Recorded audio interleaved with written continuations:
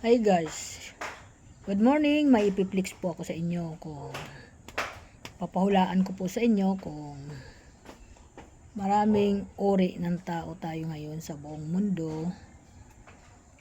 Ayan, babanggitin ko po kung anong mga uri ang mayroon sa atin mga tao sa buong mundo. May sinungaling, may manloloko, mayroon mahilig mangutang at hindi naman marunong magbayad. Mayroon din naman mabait na nagbabayad. Yun po yung mga uri ng tao at yung pinakamatindi niyan. May trahidor, maganda lang sa harap, pagtalikod ay hindi na maganda.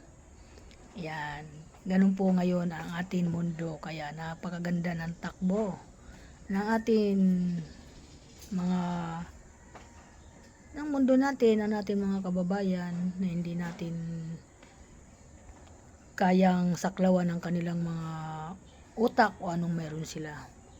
Di naman lahat, pero mas lamang na ngayon ang hindi na nagsasabi ng totoo.